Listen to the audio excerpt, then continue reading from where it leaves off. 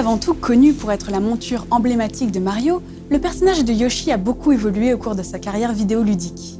Il apparaît pour la première fois au Japon en 1990 dans l'épisode Super Mario World sur Super Nintendo. À l'époque, Yoshi est parfois présenté sous le nom de Super Dragon Yoshi. Pour autant, sa nature n'est pas aussi clairement établie.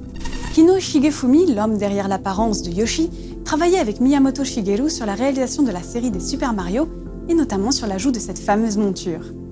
Un peu plus tôt, en 1984, Miyamoto avait créé un petit dragon vert nommé Tamagon pour le jeu Devil World.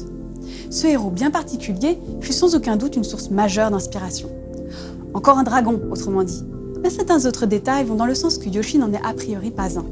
En effet, avec son long cou, ses bras de tyrannosaure et surtout son appartenance au monde de Dinosaur Land où se situe l'action, cela laisse à penser qu'il s'agit d'un dinosaure avant tout.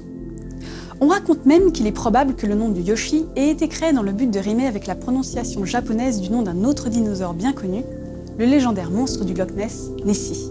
Par la suite, Yoshi va gagner de l'importance et surtout va avoir un côté beaucoup plus anthropomorphique. En 1995, la suite de Super Mario World, toujours sur Super NES et sous-titrée Yoshi's Island, va donner au joueur le contrôle d'un Yoshi qui tente désespérément de protéger un Mario en couche-culotte. Avant cela, en 1992 et 1993, Yoshi était déjà le protagoniste principal des titres Yoshi et Yoshi's Cookie. Le lien entre tous ces jeux ?